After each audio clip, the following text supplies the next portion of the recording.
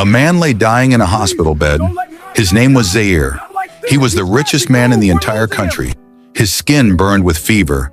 His body shook with pain. Doctors stood around him with worried faces. They had tried everything. Medicine did not work. Surgery did not work. Nothing could save him. The sickness was eating him from inside. His family cried at his bedside. His mother held his hand.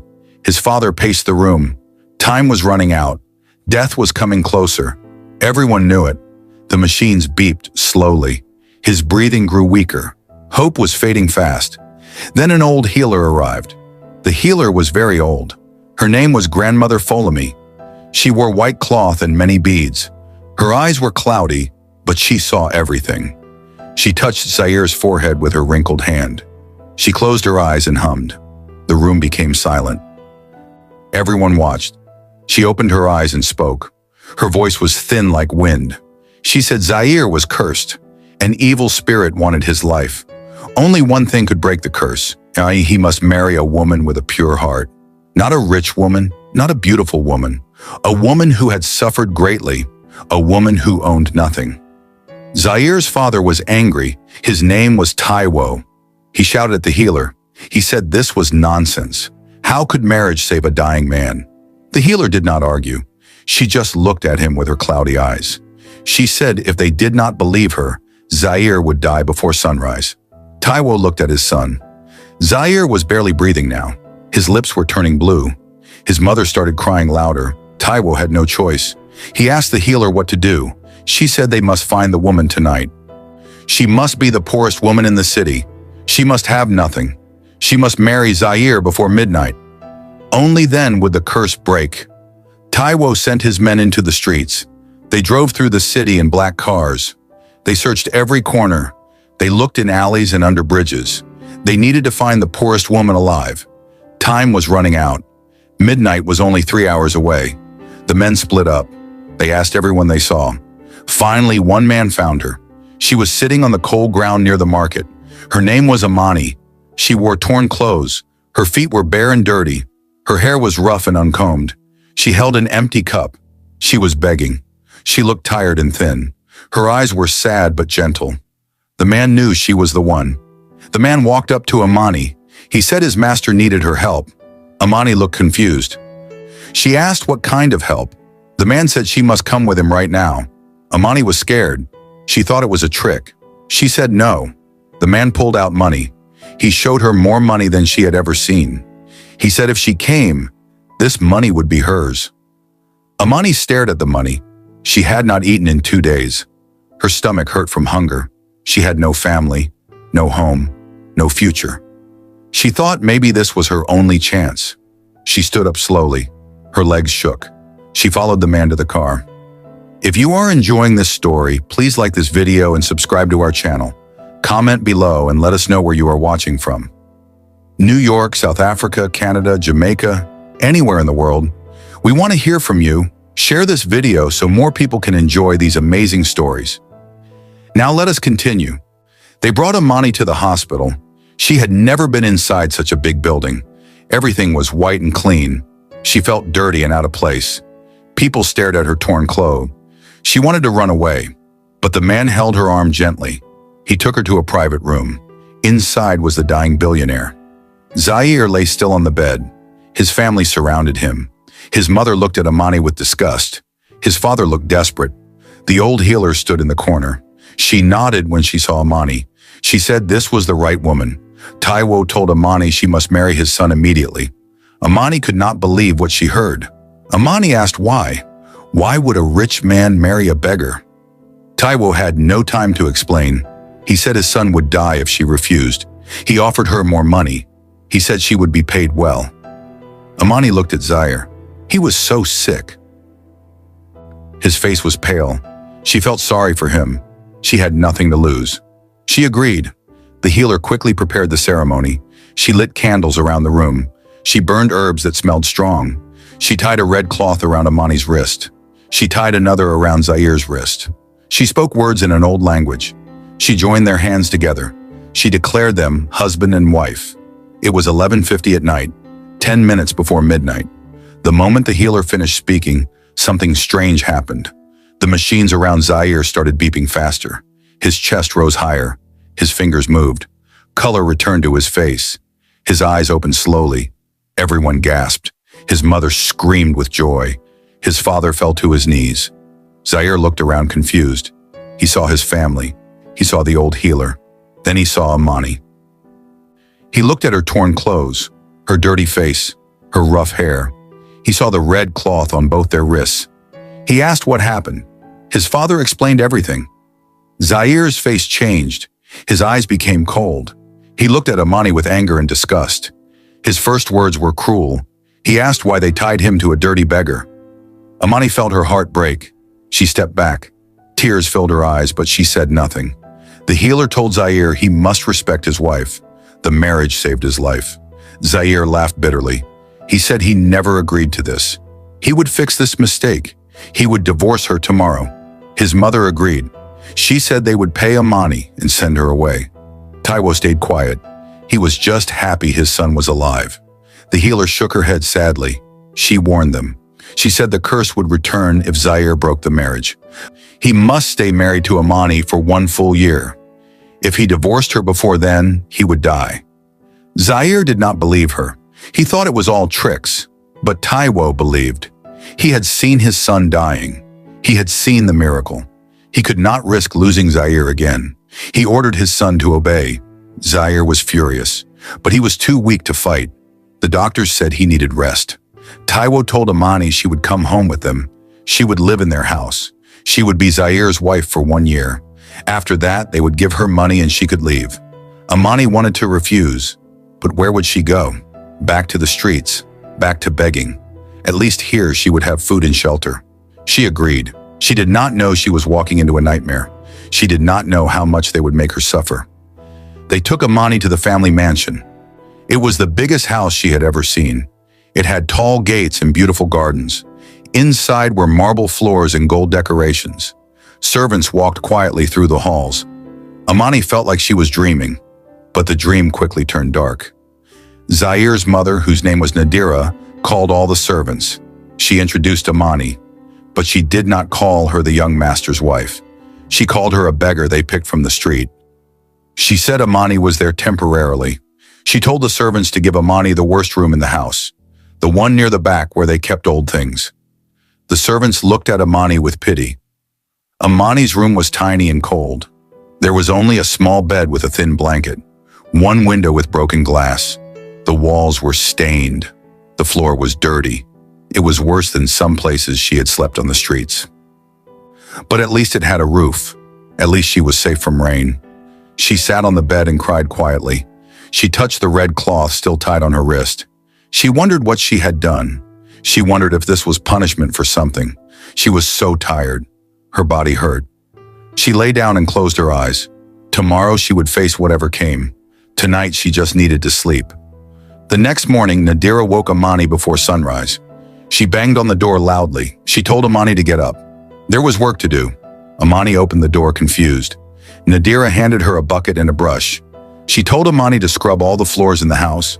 Amani said she was not a servant. Nadira laughed coldly. She said Amani was worse than a servant. She was a beggar pretending to be family. If Amani wanted to stay in this house, she would work. She would earn her food. Amani wanted to refuse, but Nadira's eyes were hard and mean. Amani took the bucket. She started scrubbing. Her hands hurt. Her back hurt, but she kept working. Zaire watched from upstairs. He saw Amani on her knees scrubbing the floor. He felt nothing. No pity, no guilt. He only felt anger. Anger that he was tied to this woman. Anger that his life depended on her. He went to his father's office. He demanded they find another way.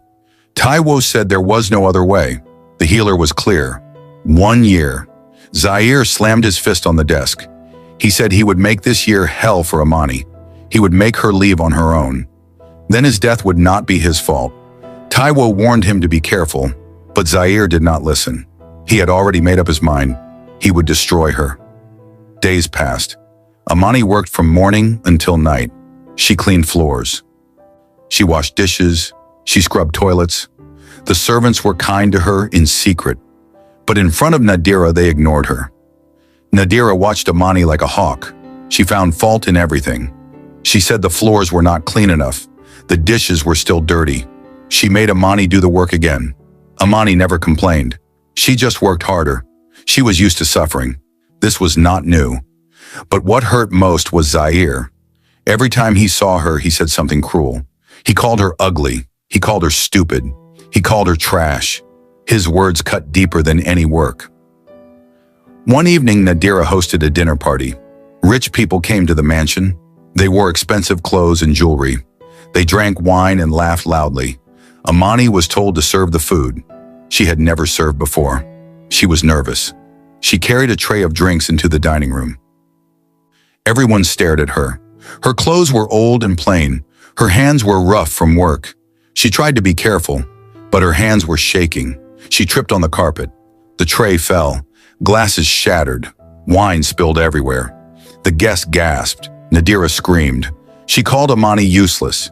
She told her to get out. Amani ran from the room. She heard them laughing behind her. She hid in her small room and cried. Zaire came to her room that night. He did not knock. He just opened the door. Amani was sitting on the bed. Her face was red from crying. Zaire looked at her with cold eyes. He said she embarrassed him. She made his family look bad. He said she was an animal who did not belong in human society. Amani looked up at him. She spoke for the first time with strength. She said she did not ask for this. She did not ask to marry him. She was only trying to survive. Zaire stepped closer. He said survival was not enough. He said she was nothing. She would always be nothing. Then he left. Amani felt something change inside her. She felt a small spark of anger. Weeks turned into months. Amani's life became a routine of pain. Wake up early, work all day, endure insults, sleep in the cold room. But something was changing. Amani was getting stronger. Her body became used to the hard work. Her heart became harder against the cruel words. She stopped crying. She stopped caring what they thought. She did her work and stayed quiet. The servants started to respect her. They saw how hard she worked. They saw how she never fought back. One old servant named Bahati started helping her. She brought Amani extra food. She gave her a warmer blanket. She told Amani to be patient. Good things come to those who endure. One day, Taiwo saw Amani working in the garden. She was pulling weeds under the hot sun. Her face was covered in sweat, but she worked steadily. Taiwo watched her for a long time. He felt something strange, guilt. He remembered how they found her, how desperate she looked, how she agreed to help even though she was scared. She saved his son's life, and this was how they repaid her. He walked over to her. Amani saw him and stood up quickly. She thought she did something wrong, but Taiwo's face was soft. He asked if she was okay. Amani did not know how to answer. No one had asked her that in months. She just nodded. Taiwo told her he was sorry. Then he walked away. That night, Taiwo talked to Zaire. He told his son to stop being cruel to Amani. Zaire refused. He said Amani deserved everything she got. Taiwo raised his voice. He said Amani was innocent. She had done nothing wrong. She was suffering because of their family. Zaire laughed bitterly. He said his father was going soft. He said Amani was manipulating him. Taiwo shook his head. He said Zaire had become a monster. He did not raise him to treat people this way. Zaire's face turned red with anger.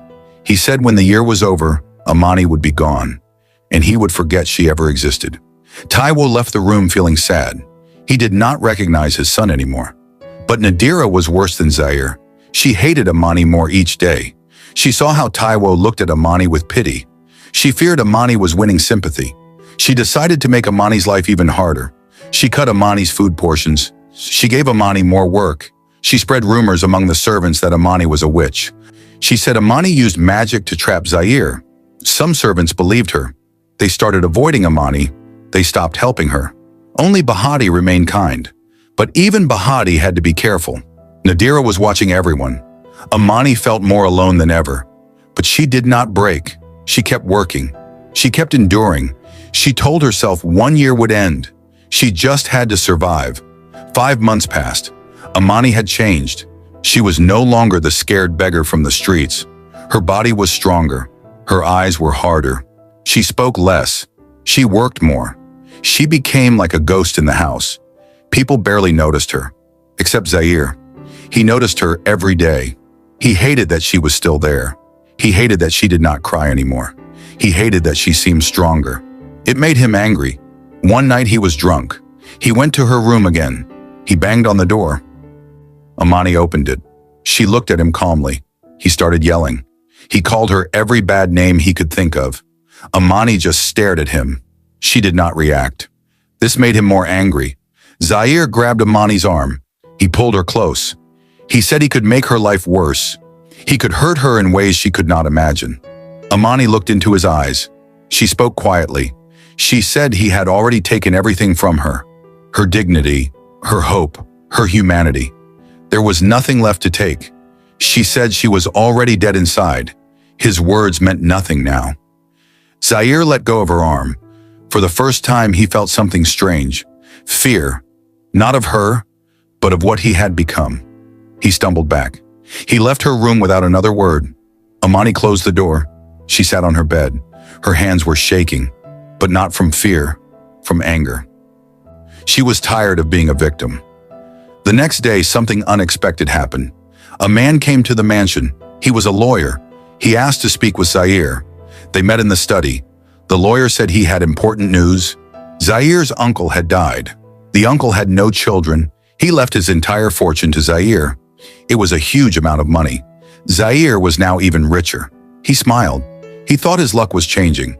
But the lawyer was not finished. He said there was one condition in the will. Zaire must be married. The uncle believed marriage made a man responsible. If Zaire was not married, the money would go to charity. Zaire's smile faded. He told the lawyer he was married. The lawyer asked to meet his wife. Zaire had no choice. He called for Amani. She came into the study wearing her work clothes. Her hair was tied back. Her hands were dirty. The lawyer looked confused. He asked if this was really Zaire's wife. Zaire said yes through gritted teeth. The lawyer said he needed proof. Marriage certificate, photos, evidence of them living as husband and wife. Zaire's heart sank. They had a certificate from the healer ceremony, but no photos, no evidence. The lawyer said he would return in 1 week. He needed to see proof that this was a real marriage.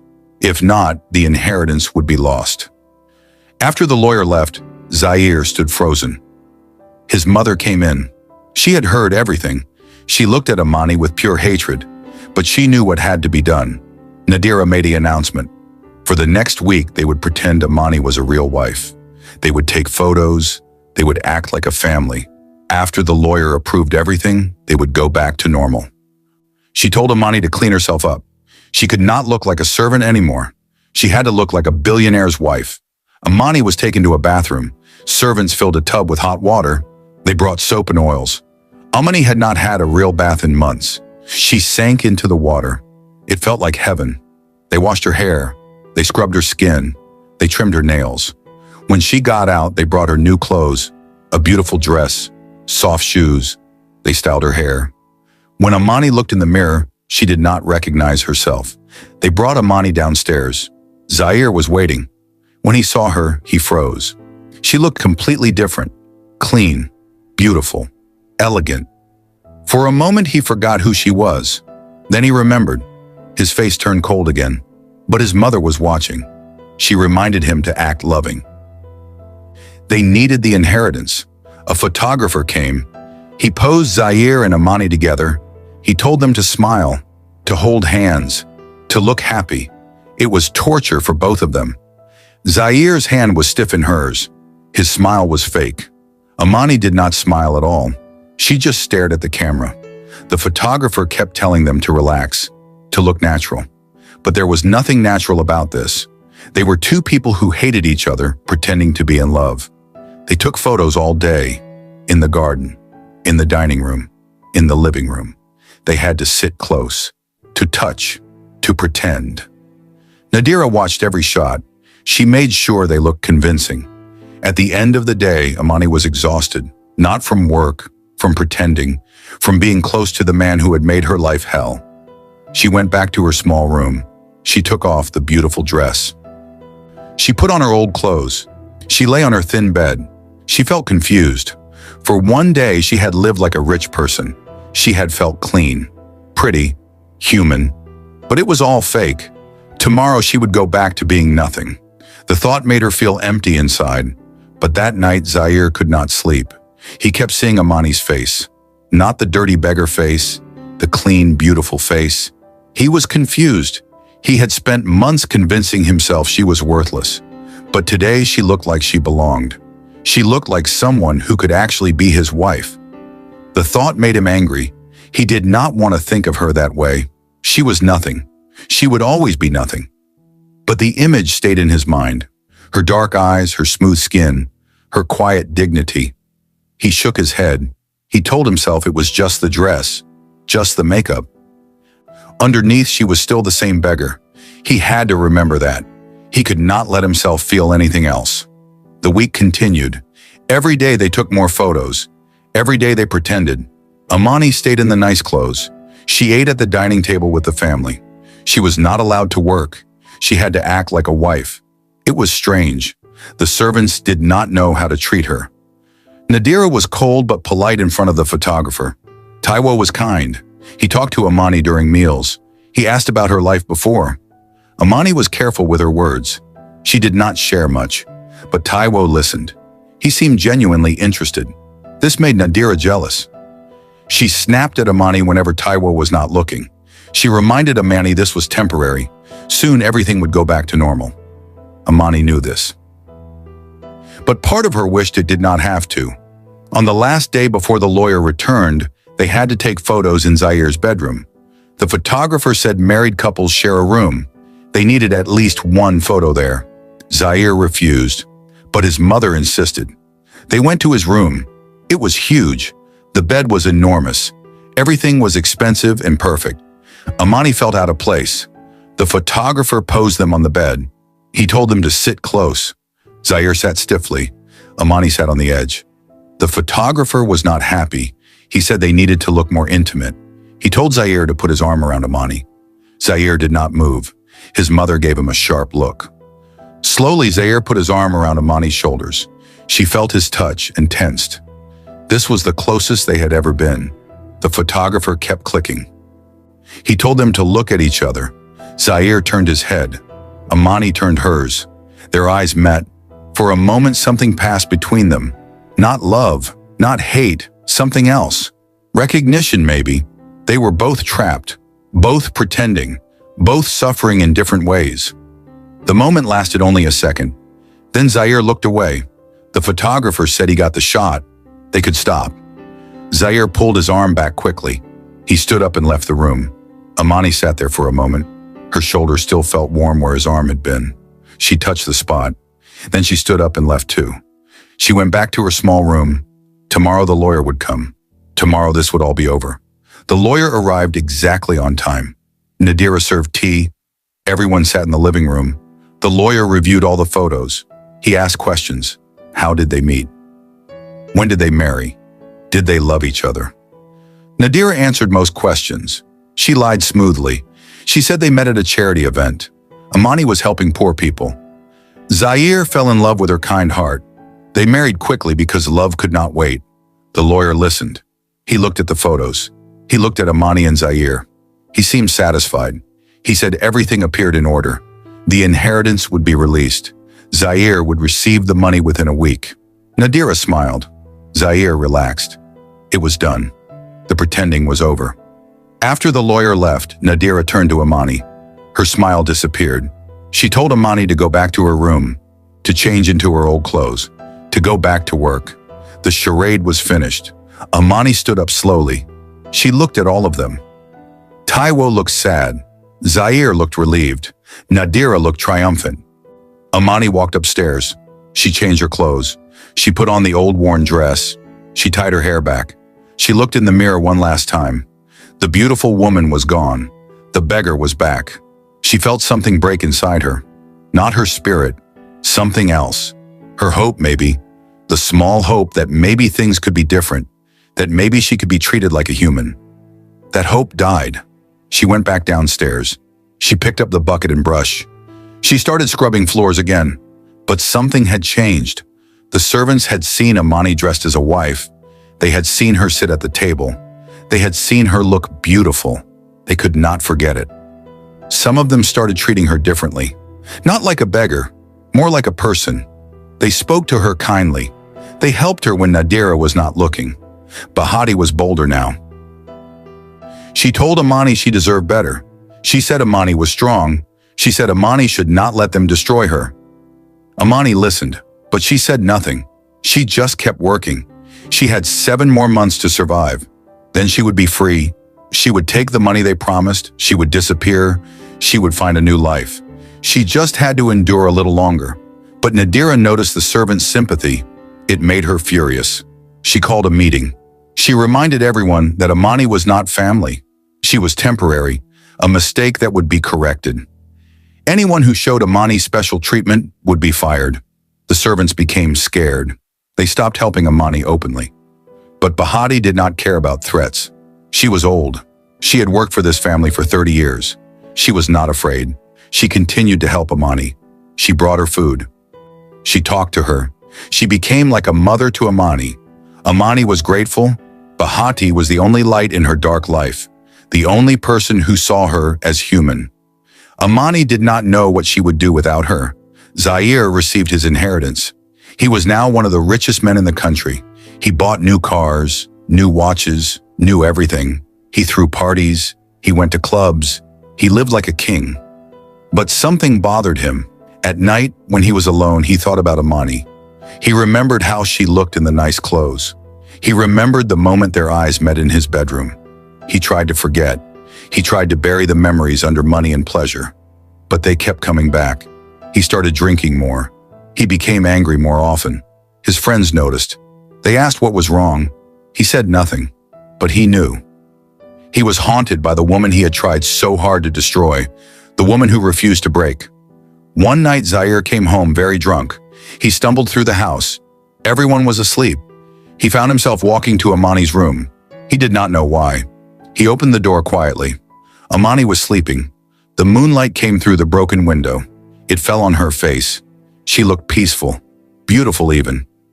Zaire stood there watching her. He felt confused. Why did he come here? What did he want?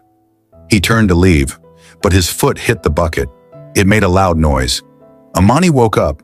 She saw Zaire standing in her room. She sat up quickly. She was scared. Zaire just stared at her. Then he spoke. His voice was slurred. He asked why she did not leave, why she stayed and suffered, why she did not just run away. Amani looked at Zaire. She said she had nowhere to go. No money, no family, no home. This hell was better than the streets. At least here she had food and shelter. Zaire laughed bitterly. He said she was pathetic. She had no pride, no self-respect. Amani's eyes flashed with anger. She said he was wrong. She had more pride than he would ever understand. She stayed because she was strong, because she could endure anything, because she refused to let him win. She refused to give him the satisfaction of seeing her run. She would stay the full year. She would take her money. Then she would leave and forget he ever existed. Zaire felt something twist in his chest. He turned and left without another word. Amani's heart was pounding. She did not sleep the rest of the night. After that night, Zaire avoided Amani. He did not look at her. He did not speak to her.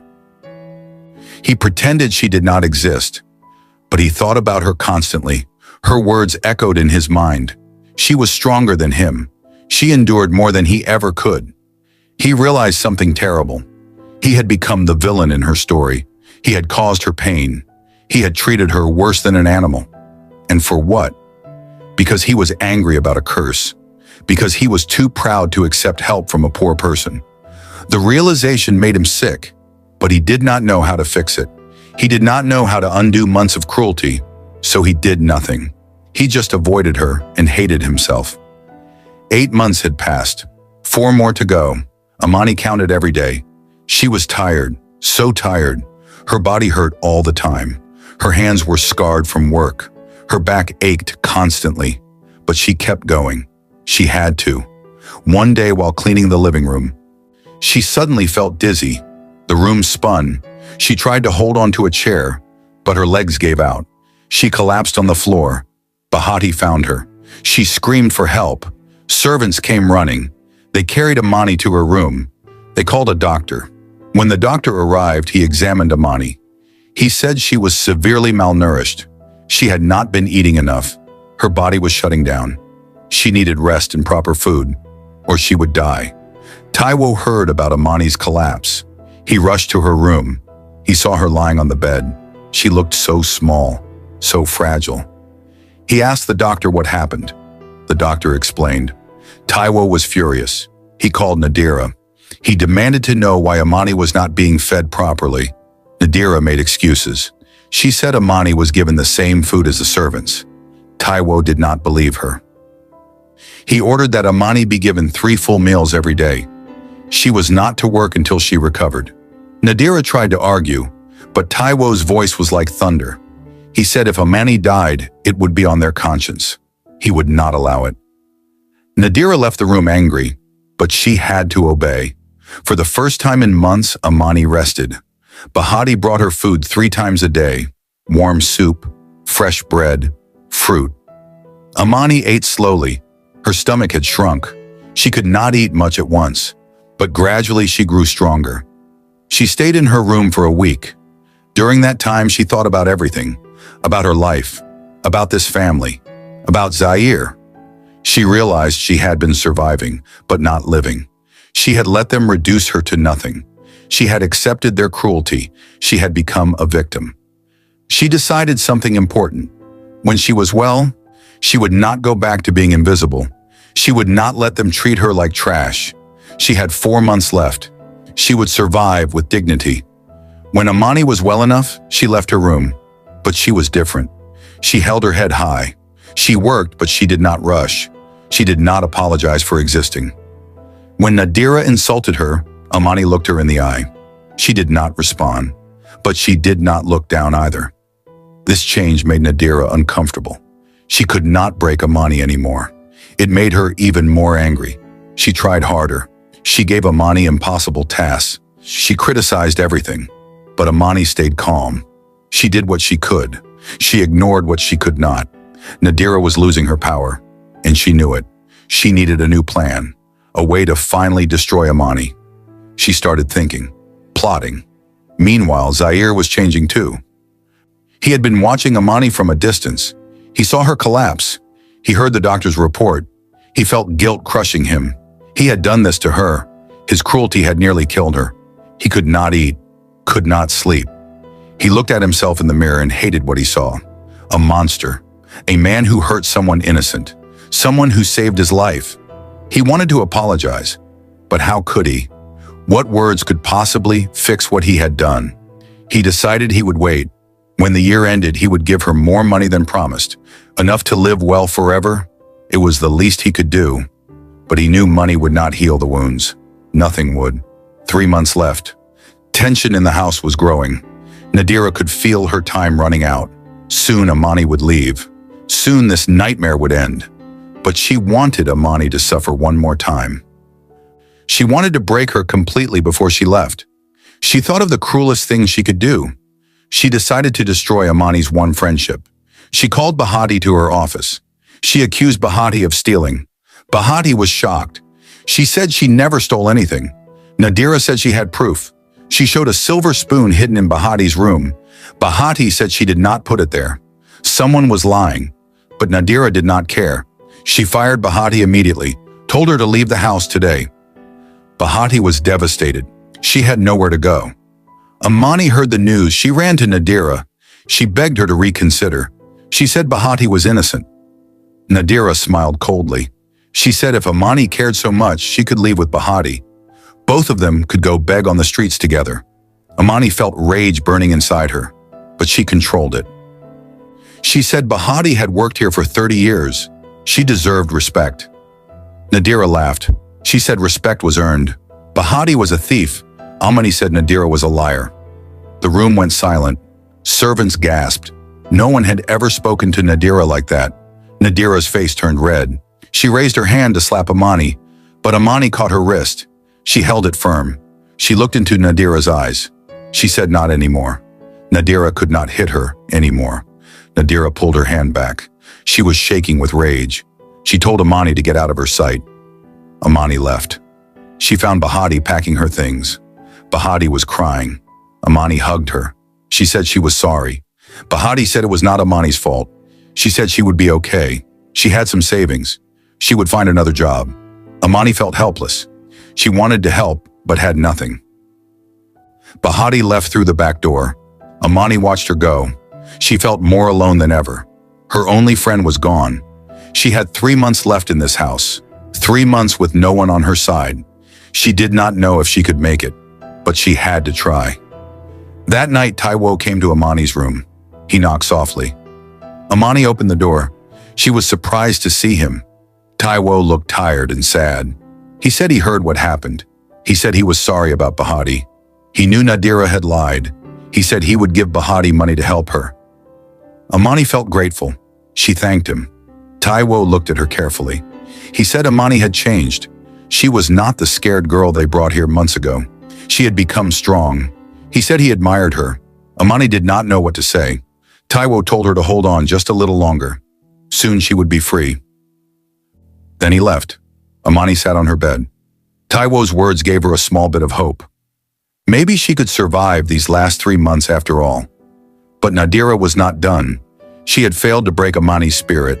Now she wanted to hurt Amani in a different way. She started spreading rumors outside the house. She told her rich friends about Amani. She said Zaire was forced to marry a dirty beggar. She said Amani was using magic to stay in the house. She said Amani was after their money. The rumors spread quickly. Rich people loved to gossip. Soon everyone in their social circle knew about Amani. They whispered and laughed. They called her the beggar bride. Nadira was pleased. She wanted to humiliate Amani. She wanted everyone to know Amani was nothing. She wanted to destroy any chance Amani had of a normal life after leaving. One day, Nadira announced they were having another party. She invited all her rich friends. She said it was to celebrate Zaire's business success. But really, she wanted to humiliate Amani. She ordered Amani to serve at the party. Amani knew what this was. Another way to hurt her. But she agreed. She had learned to pick her battles. The night of the party came. Rich people filled the house. They wore expensive clothes and jewelry. They drank champagne and ate fancy food. Amani wore a simple servant's uniform. She carried trays of drinks. She moved quietly through the crowd. But people noticed her. They whispered and pointed. They knew who she was, the beggar bride. Some laughed. Some looked at her with disgust. Amani kept her face blank. She refused to show pain. Then Nadira did something cruel. She called for everyone's attention. She said she wanted to introduce someone special. She called Amani to the center of the room. Amani's heart sank, but she walked forward. Nadira put her arm around Amani's shoulders. She smiled sweetly. She told everyone this was Amani, Zaire's wife. The guests looked shocked. Some gasped. Nadira continued. She said Amani came from very humble beginnings. She used to beg on the streets. But Zaire saw something in her. He married her out of kindness. Now she works in the house to earn her keep. The guests started whispering loudly. Some laughed openly. Amani stood frozen. She felt every eye on her, judging her, mocking her. She wanted to run, but her legs would not move. Zaire was upstairs during all this. He heard the commotion. He came down to see what was happening. He saw his mother with her arm around Amani. He saw the guests staring and laughing. He saw Amani's face. She looked like she wanted to disappear. Something snapped inside Zaire. He pushed through the crowd. He walked straight to Amani. Everyone went quiet. They expected him to say something cruel, to join in the mockery. But Zaire did something unexpected. He took Amani's hand. He pulled her close to him. He looked at his mother with cold eyes. He said Amani was his wife. She deserved respect. Anyone who disrespected her disrespected him. The room was silent. No one knew what to say. Nadira's face turned pale. She had not expected this. She tried to laugh it off. She said she was just introducing Amani. Zaire cut her off. He said his mother had said enough. He told the guests the party was over. They should leave. People looked at each other confused, but Zaire's face was serious. Slowly, people started leaving. They whispered as they went. Nadira stood there shocked. She tried to speak to Zaire, but he ignored her. He still held Amani's hand. When the last guest left, he finally let go. He looked at Amani. He said he was sorry, then he walked away. Amani stood there trembling. She did not understand what just happened. Why did Zaire defend her? Why did he stand up to his mother? Nothing made sense anymore. Nadira was furious. She confronted Zaire in his room. She demanded to know what he was thinking. Why did he embarrass her in front of her friends? Zaire said she embarrassed herself. She was cruel and heartless. Nadira slapped him. She said he had become weak, soft. All because of that beggar. Zaire did not react to the slap. He just looked at his mother sadly. He said she had become someone he did not recognize, someone filled with hate. Nadira's eyes filled with tears, not sad tears, angry tears. She said she did everything for him, everything to protect their family name, and this was how he repaid her. Zaire said their family name meant nothing if they had no honor, no kindness. Nadira left his room crying, but not from sadness, from rage. After that night, everything changed. Zaire stopped ignoring Amani. He started greeting her when he saw her. He asked if she was okay. He told the servants to treat her better. Amani did not trust it. She thought it was another trick, another way to hurt her. She stayed cautious. She answered his questions but said little else. Zaire noticed her distrust. He understood it. He had earned it. He decided to show her through actions, not words. He told his mother Amani would no longer do heavy work. She would only do light tasks. Nadira protested, but Zaire was firm. He was the head of the house now. His word was final. Nadira had no choice but to obey. But her hatred for Amani grew even more. 2 months left. Amani's work became easier. She no longer scrubbed floors. She helped with simple tasks like folding clothes or arranging flowers. The servants were nicer to her now. They saw how Zaire defended her. They respected her for surviving. Amani started to relax a little. She even smiled sometimes, but she never forgot what they did to her. She never forgot the pain, the humiliation, the cruelty. She counted the days until she could leave. She dreamed about her freedom, about starting a new life, about never seeing these people again. That dream kept her going. It was the light at the end of a very dark tunnel. She just had to reach it.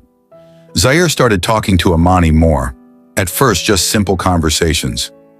"Good morning, how are you? Did you sleep well?" Imani answered politely but coldly, but slowly over weeks the conversations got longer. Zaire asked about her life before, where she came from, if she had family. Imani was careful. She did not share much, but she shared a little. She said her parents died when she was young. She had no siblings. She lived on the streets for years. She survived by begging and doing small jobs. It was a hard life, but she was used to it. Zaire listened. He felt more guilt. This woman had suffered her whole life, and he had made it worse. He had added to her pain when he should have helped her. One evening, Zaire asked Imani to have dinner with him. Not with the family, just the two of them. Imani was suspicious. She asked why. Zaire said he wanted to talk. Imani did not want to, but she was curious. She agreed. They sat in the small dining room. Servants brought food. It was quiet and awkward. Zaire did not know how to start. Finally, he spoke. He said he was sorry for everything, for how he treated her, for the cruelty, for the pain. He said there was no excuse. He was wrong. Imani looked at him. She did not cry. She did not smile. She just said sorry was not enough. Words could not fix what he broke. Zaire nodded. He said he knew. He asked what he could do. Imani said nothing. There was nothing he could do. The damage was done. They ate in silence. When dinner was over, Imani stood to leave. Zaire stopped her. He said he wanted her to know something. He said she was the strongest person he had ever met. She survived things that would have destroyed him. She never gave up, never broke. He said he admired her. Imani looked at him with hard eyes. She said he did not get to admire her. Not after what he did. He did not get to feel better by giving compliments. She said when the 2 months were over, she would leave. She would take the money, and she would never think of him again. He would be nothing to her, just a bad memory. Then she left. Zaire sat alone. Her words cut deep, but he deserved them. He deserved worse. Nadira watched Zaire and Amani closely. She saw them talking. She saw Zaire's guilt. She saw his change of heart. It made her sick. She felt like she was losing her son. She blamed Amani. She believed Amani was manipulating Zaire, using her victim's story to win his sympathy. Nadira decided she had to act. She had to get rid of Amani before it was too late. She started planning something terrible. She would frame Amani for theft. She would make it look like Amani stole valuable jewelry. Then they would call the police. Amani would go to prison. She would be gone forever. The marriage would end. Zaire would be free, and Nadira would have her son back. It was the perfect plan. Nadira took one of her expensive necklaces. It was worth a fortune. She went to Amani's room when Amani was working. She hid the necklace under Amani's mattress. Then she went to Zaire. She pretended to be upset. She said her necklace was missing. It was very valuable. She said she searched everywhere. It must have been stolen. Zaire asked who could have taken it. Nadira said quietly that maybe they should check everyone's rooms, including Amani's. Zaire looked at his mother. He did not trust her, but he agreed to search. They went to Amani's room together. Nadira pretended to look around. Then she lifted the mattress. There was the necklace. She gasped. She said she could not believe it. Amani stole from them. Zaire stared at the necklace. He looked at his mother. He saw the satisfaction in her eyes. He knew immediately. This was a setup. His mother planted it there. He picked up the necklace. He asked his mother if she was sure this was hers. Nadira said yes, of course. She was about to call the police, but Zaire stopped her. He said he did not think Amani stole it. Nadira protested. The evidence was right there. Zaire said evidence could be planted. He looked his mother in the eye. He said he knew what she did. Nadira's face changed. She denied it. But Zaire did not believe her. He said if she ever tried to frame Amani again, he would throw her out of the house. Nadira was shocked. Her own son was choosing a beggar over her. Nadira started crying, real tears this time. She said Zaire had changed. He was not her son anymore. That woman had poisoned his mind. Zaire said no. He had changed because he finally saw the truth. He had been cruel and heartless. His mother had encouraged it. She had made him into a monster. But he was trying to be better. He was trying to fix his mistakes. Nadira said he was making a mistake. That woman meant nothing. In 2 months, she would be gone. Zaire said maybe, or maybe not. Nadira's eyes widened. She asked what he meant. Zaire said he did not know yet. Then he left. Nadira stood in Amani's room holding the necklace. She had lost. Her plan had failed. And worse, she was losing her son. When Amani found out what happened, she was not surprised. She knew Nadira hated her that much, but she was surprised that Zaire defended her, that he did not believe the lie. She did not know what to think. Was Zaire really changing, or was this another trick? She could not let herself hope. Hope was dangerous. Hope led to disappointment. She decided to stay focused. 6 weeks left, then she would be free. She would not let anything distract her, not even Zaire's sudden kindness. It was too late for him to fix things, too late for them to be anything but enemies. She would survive these last weeks. Then she would disappear forever. That was the plan, and she would stick to it. But Zaire had different thoughts. He realized something important. He did not want Amani to leave, not because of the curse. The year was almost over. The curse would be broken. He would be safe. But he did not feel relieved. He felt sad. The thought of Amani leaving made him feel empty. He tried to understand why. He told himself it was just guilt. He wanted more time to make amends. But deep down, he knew it was more. He had started to care about her. Not love, not yet, but something. Respect, maybe. Admiration, interest. He wanted to know her better. He wanted to see her smile. He wanted to erase the pain he caused. But he did not know if that was even possible. The damage was so deep. 1 month left. The house felt different, tense. Everyone could feel the end approaching. Amani was quieter than usual. She spent most of her time alone. She was preparing herself mentally to leave, to start over. She had saved every bit of money the servants secretly gave her. It was not much, but it was something. Taiwo had promised her a large sum when she left. enough to live comfortably. She would take it and go far away, maybe to another city, another country even, somewhere no one knew her, somewhere she could be free.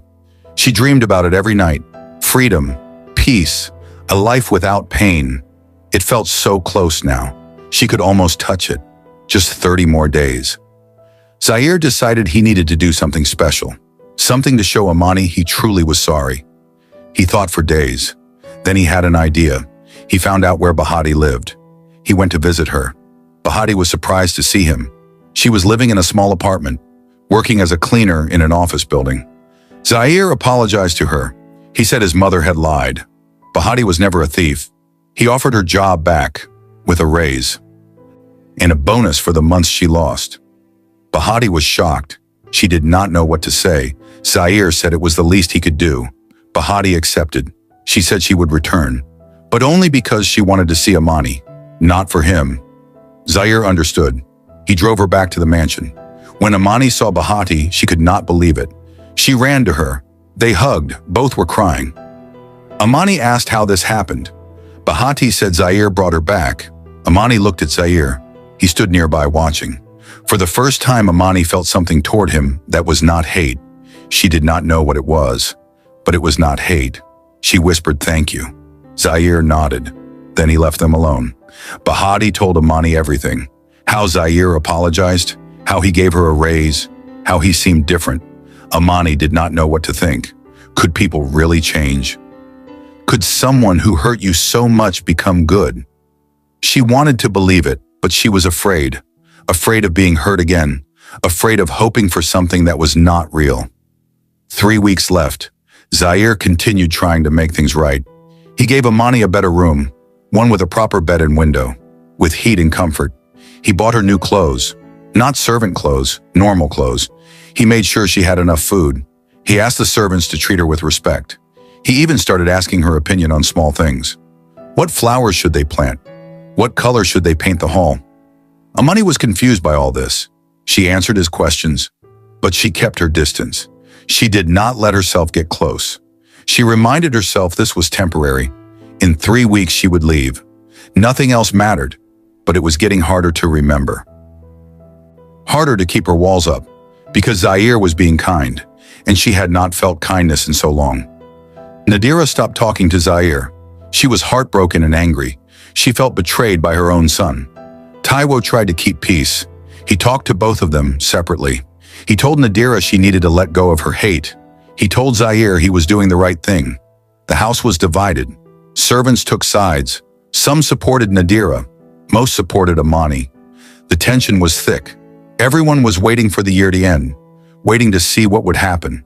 Would Amani leave? Would Zaire let her go? Would the family survive this? No one knew. They could only wait and see. Time was running out. Everything was about to change. They could all feel it. The end was coming.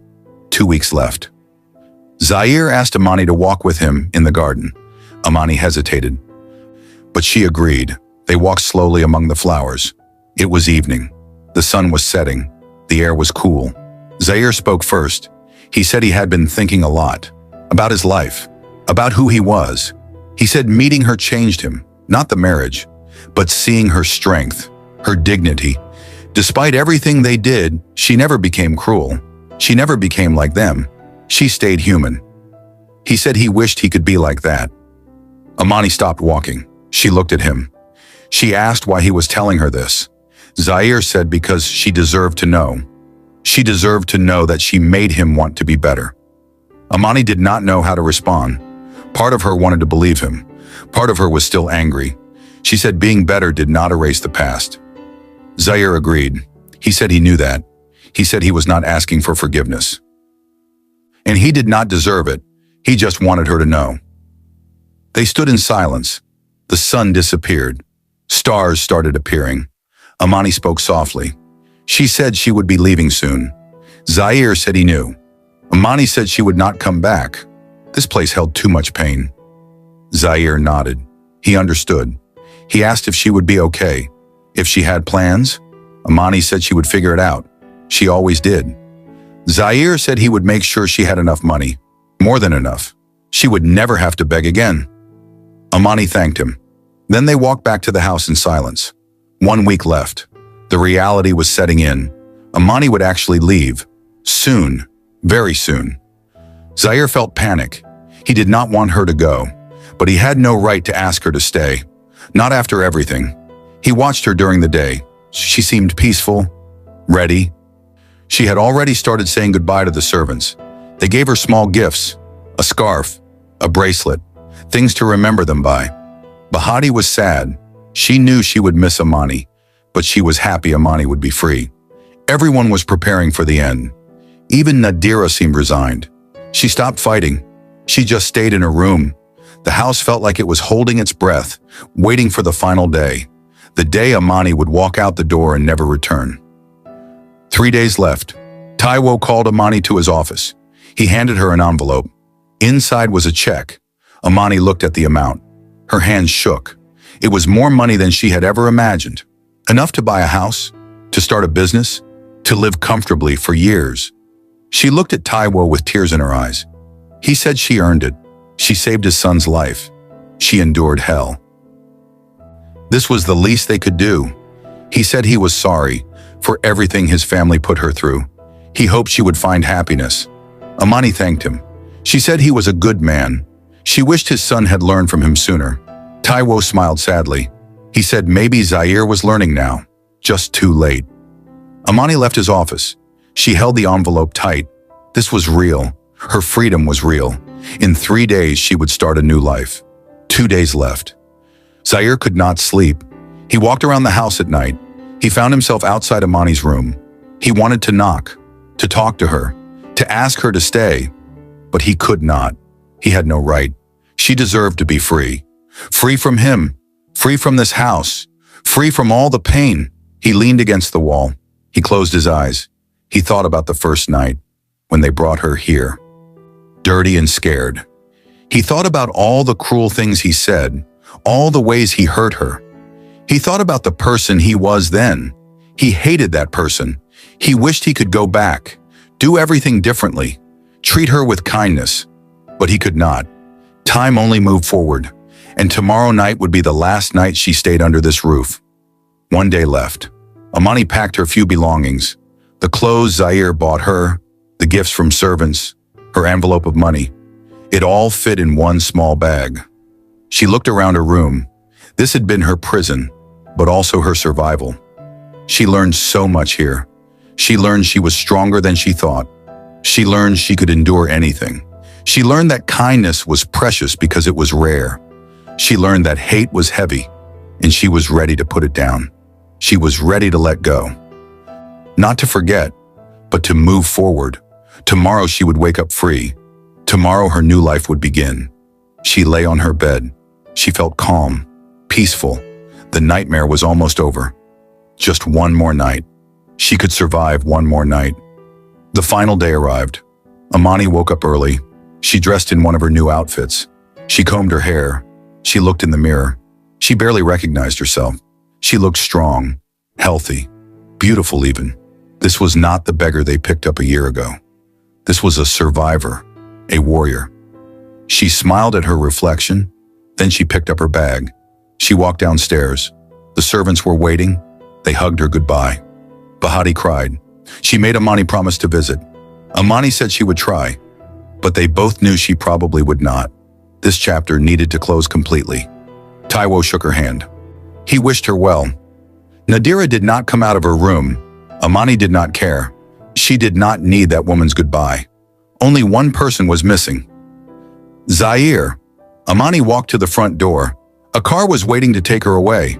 She took one last look at the mansion. She felt nothing. No sadness, no anger, just emptiness. She was ready to go. She opened the door, then she heard a voice behind her. Zaire. She turned around. He stood at the top of the stairs. He looked terrible, like he had not slept in days. He walked down slowly. He stopped a few feet from her. He said he needed to say something. Amani waited. Zaire took a deep breath. He said he knew sorry was not enough. He knew he could never fix what he broke. But he wanted her to know. She changed his life. She made him see who he really was and who he wanted to become. He said he hoped she would find happiness. She deserved it more than anyone. Amani looked at Zaire. She saw real pain in his eyes, real regret. She spoke quietly. She said she forgave him, not because he deserved it, but because she deserved peace. Carrying hate was too heavy. She was putting it down. She said she hoped he would learn to be better, to treat people with kindness, to never abuse his power again. Zaire nodded. Tears filled his eyes. He asked if he would ever see her again. Amani said she did not know. Maybe, maybe not. Then she said goodbye. She turned and walked out the door. She got in the car. She did not look back. The car drove away. Zaire stood at the door watching until the car disappeared. Then he fell to his knees. He cried like he had never cried before. He had lost something precious, and it was all his fault. Amani sat in the car. She watched the city pass by. She was free, actually free. She felt the envelope in her pocket. She felt the bag on her lap. She felt the car moving forward, taking her somewhere new. She did not know where she would go, what she would do. But that was okay. She had time to figure it out. For the first time in her life, she had options. She had money, she had freedom, she had a future. She smiled, a real smile, the kind that reached her eyes. She had survived, against all odds, through all the pain. She had survived, and now she would live, really live. Not just survive, but thrive. Build something beautiful, become someone amazing. The past was behind her, the future was ahead, and it was bright. Thank you so much for watching this story. If you enjoyed it, please like this video and subscribe to our channel for more amazing African folktales. Share this video with your friends and family so more people can hear these powerful stories. And please comment below and let us know where you are watching from. New York, South Africa, Canada, Jamaica, or anywhere else in the world. We love hearing from you. Your support means everything to us. Until next time, stay blessed. This is Sage Tales Africa.